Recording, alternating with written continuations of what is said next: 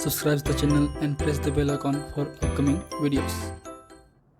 Hello friends, welcome to my channel Pharmacology Concepts by Rajesh Chaudhary, and in this video I will discuss about the emesis and the emetic drugs. That is a part of GIT pharmacology. तो आज की video में हम बात करेंगे emesis और emetic drugs के बारे में। अगर आप फार्मेसी के स्टूडेंट हैं तो आपके B pharm 6 semester pharmacology 3 unit number 1 GIT pharmacology के अंडर में आते हैं। And if you want to watch my previous videos regarding the pharmacology you can check description box below और by using this link. So now let's discuss about the topic.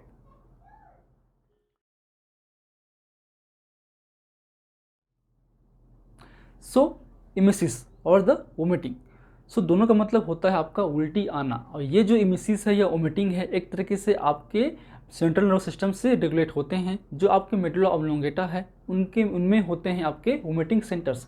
जब भी ये vomiting centres stimulate होंगे, activate होंगे, तो आपको emesis या उल्टी आएगी। ये बहुत सारे रीजन से हो सकता है, बहुत सारे रीजन इसमें इन्वॉल्व होते हैं आपके वोमिटिंग पे। तो हम क्यों पढ़ रहे हैं टॉपिक? क्योंकि आपका जो मेन टॉपिक है आपका एंटी इमेटिक ड्रग्स है। तो एंटी इमेटिक ड्रग्स के फार्माकोलॉजी को समझने के लिए, जो टारगेट एरिया है उनको समझने के लिए हमको जो इमेसिस का पाथवे है उसको समझना बहुत ही ज़रूरी है। इनमें जो इन्वॉल्व ड्रग होते हैं बहुत ही कम ड्रग हैं, 1-2 ड्रग ही यूज़ होते हैं, और उसका जो यूज़ है हम बहुत ही इमरजेंसी केसेस में करते हैं, बहुत ही आपके जरूरी केस में ही यूज़ करते हैं। बाकी जनरली आपके जो इमेटिक ड्रग्स हैं उनका यूज़ नहीं होता। इस टॉपिक से बेसिकली आपके ऑब्जेक्टिव क्वेश्चंस बनते हैं, कॉन्सेप्ट बनते हैं आपके एंटी इमेटिक ड्रग्स को लेकर। सो वोमिटिंग और emesis occurs due to the stimulation of the vomiting center which present in the medulla oblongata। तो आपके वोमिटिंग कब होगा? जब आपके मेडुला ऑब्लोंगेटा में जो आपका वोमिटिंग सेंटर्स है, ये वोमिटिंग सेंटर्स जब एक्टिवेट होंगे, स्टिमुलेट होंगे, तभी आपको वोमिटिंग होगा। तो वोमिसिस एक तरीके से आपके या तो वो सेंट्रल नर्वस सिस्टम से रेगुलेट होगा, या फिर आपको जब रिफ्लेक्स एक्शन होगा तब अब आपको उल्टी आएगी। तो ये बेसिक पाथवे हैं जिसको आज हमको समझना है। तो ये बेसिकली आप जो देख रहे हैं, डायग्राम देख रहे हैं, जो ब्लू लाइन में है वो आपके मेडुला ऑब्लोंगेटा है। इसमें होते हैं आपके वोमिटिंग सेंटर्स।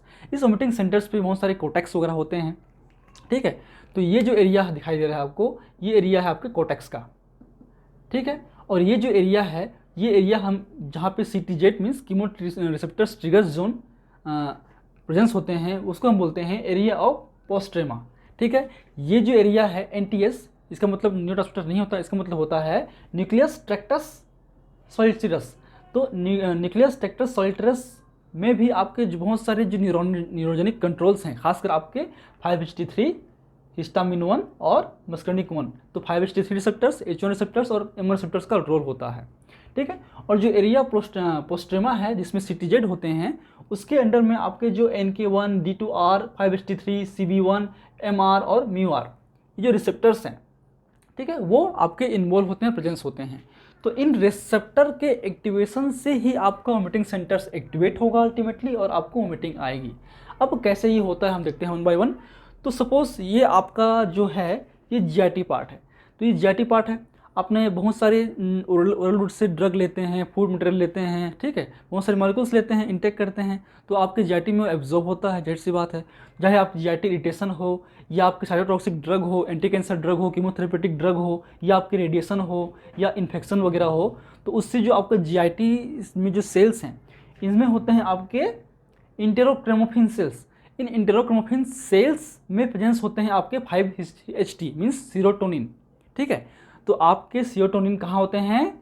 आपकी GIT पार्ट के जो इंटेरोक्रोमोफिन सेल्स हैं, इंटेरोक्रोमोफिन सेल्स में होते हैं 5-HT, जो कि रिलीज होते हैं जब भी आपको GIT इरिटेशन होगा, या फिर ये चीज़ें जो होंगी आपको होंगी। तो उससे क्या होता है अल्टीमेटली, जो 5-HT आपके जो primary efferent neurons, PA neurons, जो आपके इंटरेक्ट नर्वस सिस्टम्स का पार्ट है, वो इन्वॉल्व होते हैं, वो एक्टिवेट होंगे। क्या होंगे? एक्टिवेट होंगे आपके 5-HT3 रिसेप्टर्स। तो ये 5-HT3 रिसेप्टर्स एक तरीके से आपके इस एरिया को एक्टिवेट करेगा और अल्टीमेटली आपको मिसिस होगा। एक पाथवे है सिंपल, ठीक है। तो अल्टीमेटली GIT में आपके मेनली जो 5-HT3, H1 और M1 रिसेप्टर्स इन्वॉल्व होते हैं, जिससे वो एक्टिवेट हो सकता है। सेकेंड है आपका CTZ एरिया, जिसमें आते हैं एरिया पोस्ट्रेमा, जिससे बहुत सारे आपके रिसेप्टर्स इन्वॉल्व होंगे। जब भी आप कोई ड्रग इंजेस्ट करते हैं, जैसे कि हम जानते हैं कि बहुत सारे ड्रग, जो मैक्सिमम ड्रग हैं वो आपको वोमिटिंग कॉज कराते हैं। तो कैसे कराते हैं? जब भी आप GIT रूट से लेंगे, वो एब्जॉर्ब होगा, एब्जॉर्ब होने के बाद पहुँचेगा ब्लड में पहुँचने के बाद अगर वो हाईली लिपोफिलिक ड्रग है तो इजीली पहुँचेगा आपके ब्रेन एरिया पे, आपके सेंट्रल नर्वस सिस्टम पे। और ये जो ड्रग हैं आपके एंटी कैंसर ड्रग हो सकते हैं, साइटोक्सिक ड्रग हो सकते हैं, या फिर बात करें हम लोग एंटी पार्किंसन ड्रग की जिसमें आते हैं लियोडोपा, या फिर बात करें हम लोग इपोमॉर्फिन की हो, मॉर्फिन की हो, डिगॉक्सिन की हो, आपकी एर्गोट एल्कलॉइड की हो, या इमिटिन्स की हो। तो ये जो कुछ ड्रग हैं जो कि आपके वोमिटिंग कॉज कराते हैं, तो ये जो ड्रग हैं आपके इन जो रिसेप्टर्स पे हैं सिलेक्टिवली बाइंड करते हैं और इन रिसेप्टर्स को एक्टिवेट करके आपके वोमिटिंग सेंटर्स को फर्दर एक्टिवेट करते हैं, उससे आपको इमिसिस होगा। ठीक है, क्लियर है। इसके अलावा जो थर्ड आपके जो पाथवे हैं वो है आपका कॉर्टेक्स पाथवे। तो ये आपका कॉर्टेक्स है, आपके सेंट्रल नर्वस सिस्टम में कॉर्टेक्स होते हैं, मिडिल ऑब्लिक में कॉर्टेक्स होते हैं। तो इन जो कॉर्टेक्स जो है आपका कहीं ना कहीं जो सेंसरी फंक्शंस हैं, आपके स्मेल है, आपका पेन है, आपका विज़न है, या आपका साइकोजेनिक स्टिमुलाई है, इनके थ्रू भी आपके कॉर्टेक्स एक्टिवेट होगा और ये कॉर्टेक्स आपके फर्दर वोमिटिंग सेंटर्स को एक्टिवेट करेंगे और आपको इमिसिस होगा। जैसे कि बात करें कोई स्मेल की हो, बहुत ही बदबू होगा, या फिर आप बहुत ही घटिया चीज़ देख लिए होंगे तो आपको अचानक से उल्टियाँ आती है ना। आप कुछ नहीं खाए रहते हैं फिर भी आपको किसी को कोई उल्टी करते हुए देखते हैं तो आपको उल्टी आती है। तो ये सब जो सेंसरी फंक्शंस हैं आपके कॉर्टेक्स के थ्रू होता है। इसके अलावा आपका जो ऑडिटरी सिस्टम है, आपका जो इंटरनल ईयर है, खासकर वेस्टिबुलर एरिया, वो भी एक तरीके से बैलेंसिंग के लिए रिस्पॉन्सिबल है। तो आपका जो वेस्टिबुलर अपरेटस है वो डिस्टर्ब होने से किससे होगा, या तो मोशन के थ्रू होगा या फिर ऑटोटॉक्सिक ड्रग के थ्रू होगा। जैसे कि बात करें आपके स्ट्रेप्टोमाइसिन वगैरह जो इम्यूनोग्लाइकोसाइड्स हैं जो कि ऑटोटॉक्सिक ड्रग हैं, वो लेने से आपके वेस्टिबुलर जो अपरेटस हैं वो डिस्टर्ब होंगे। उससे बेसिकली आपके इन्वॉल्व होंगे इम्यून रिसेप्टर्स और H1 रिसेप्टर्स, मीन्स मस्कर्निक 1 रिसेप्टर्स और हिस्टामिनिक 1 रिसेप्टर्स। उसके थ्रू जो सेरेबेलम है वो एक्टिवेट होगा और अल्टीमेटली जो सेरेबेलम है वो आपके इस सेंटर को एक्टिवेट करेंगे और फर्दर आपको इमिसिस होगा। तो ये 4 पाथवे हैं। तो अल्टीमेटली इन ड्रग्स के एंटागोनिस्ट, चाहे हम लोग मस्कर्निक एंटागोनिस्ट जिसमें की बात करें हम लोग एट्रोपिन क्लास की ड्रग हो, एंटीकोलिनर्जिक ड्रग हो, उसको भी हम यूज़ करते हैं एज ए एंटीएमेटिक ड्रग रूप में। एंटीहिस्टामिनिक्स आपने पढ़ा होगा 5th सेमेस्टर में, जो एंटीहिस्टामिनिक ड्रग्स हैं वो भी एक तरीके से आपके एंटी वर्टिगो एंटीमिटिक में यूज़ करते हैं। उसके अलावा आपका D2 रिसेप्टर्स एंटागोनिस्ट जैसे कि बात करें डोमपेरिडोन हम यूज़ करते ही हैं।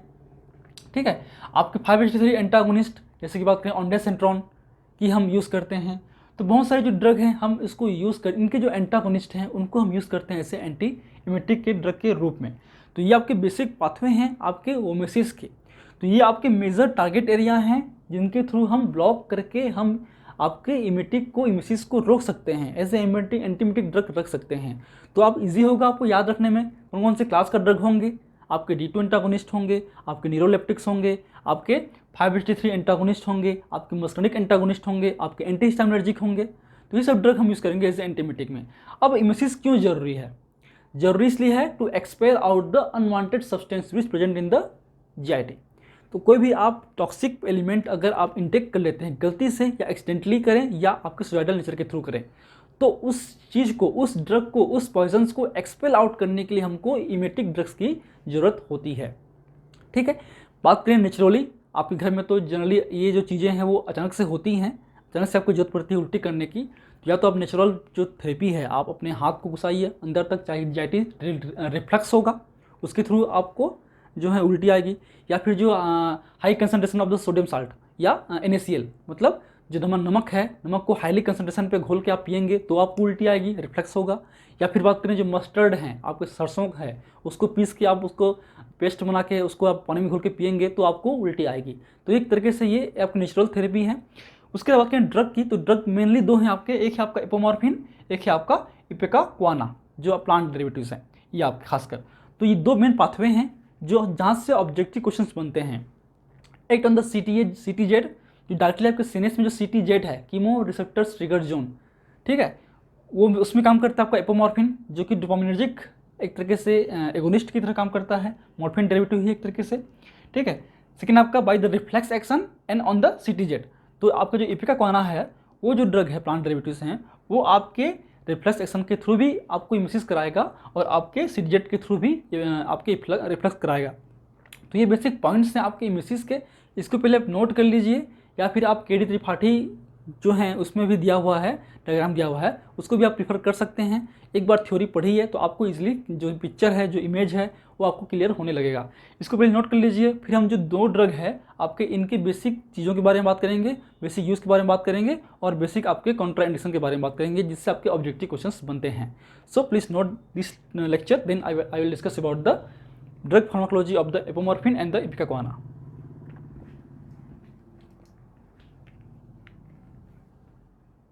Now come to the emetic drugs.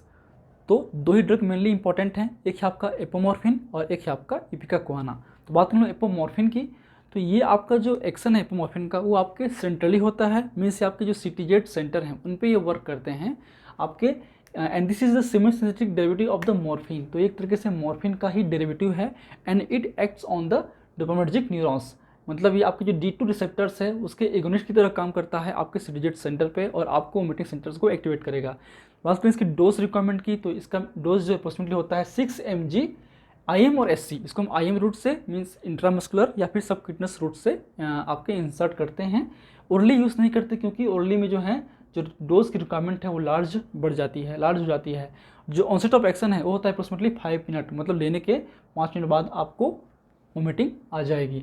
And it is not used in the respiratory depression condition because it also shows the CNS और रेस्पिरेटरी डिप्रेशन। ये खुद ही रेस्पिरेटरी को और सीनेस को डिप्रेस करते हैं, इसलिए उन पेशेंट पे हम यूज़ नहीं करते। सेकेंड ड्रग है इपिकाक्वाना, जो कि प्लांट डेरिवेटिव है आपका। ये आपका जो एक्शन है इसका, ये आपके CTZ पे भी काम करता है और बाय द रिफ्लेक्स एक्शन के थ्रू भी काम करता है। ठीक है, इसका जो सोर्स है वो है आपका रूट ऑफ सिफेलिस इपिकाक्वाना। इसमें जो मेन कंस्टिट्यूएंट है, मेन एक्टिव मॉलिक्यूल्स है, वो है आपका इमेटिन। तो इमेटिन भी एक तरीके से आपके CTZ सेंटर पे काम करता है। ठीक है, और इसका जो डोज है, हम सिरप इसका ये आता है, हम सिरप को 15 to 30 ml ले सकते हैं एडल्ट में। जो चिल्ड्रंस हैं वो यूज़ करते हैं 10 to 15 ml। अब किन पेशेंट पे इसको यूज़ नहीं करते हैं, means Contra indication of this emetic drugs. तो फर्स्ट है आपका क्रोजिव पॉइजनिंग, मतलब आपको जो एल्कली या एसिडिक पॉइजनिंग होगा उस कंडीशन पे आप इसको यूज़ नहीं कर सकते। सेकेंड है आपका सीनेस स्टिमुलेंट ड्रग पॉइजनिंग्स। जो भी सीनेस स्टिमुलेंट ड्रग्स हैं, थियोफाइलिन वगैरह है, कैफीन वगैरह है, कोकेन वगैरह हैं, उनके केस में हम यूज़ नहीं कर सकते क्योंकि एक तरीके से जो इमिटिंग है वो भी एक तरीके से क्या है, आपका स्टिमुलेंट ही है। और आपको सीनेस स्टिमुलेंट ड्रग वो भी स्टिमुलेंट है, तो कहीं ना कहीं से जो सीनेस जो है हाईली स्टिमुलेट हो जाएगा और आपको कन्वर्जन भी हो सकता है, एपिलेप्सी भी हो सकता है। Second, kerosene poisoning. केरोसिन मतलब होता है मिट्टी का तेल या घासलेट। ठीक है, तो उसके केस भी हम यूज़ नहीं करते हैं क्योंकि वो एक तरीके से वोलेटाइल लिक्विड की तरह होता है। अगर वो वोमिटिंग करेंगे उसके केस में, तो आपका जो एस्पायरेशन है, मतलब वो आपके श्वास नली के थ्रू आपके लंग्स तक पहुँच सकता है, जो कि और हार्मफुल हो सकता है। अनकॉन्शियस पेशेंट जो ऑलरेडी बेहोश हैं उनको हम यूज़ नहीं कर सकते क्योंकि वो उल्टी तो करेंगे नहीं। इसके अलावा मॉर्फिन एंड हिमोथाइजिन्स पॉइजनिंग, क्योंकि ये ड्रग हम देंगे तो वो साथ में जो है वो ड्रग देंगे तो वो इनइफेक्टिव होगा, इसका एक्टिविटी नहीं होगा। ठीक है, so these are the basics about the emesis and the emetic drugs. And if you want to note, please take screenshot.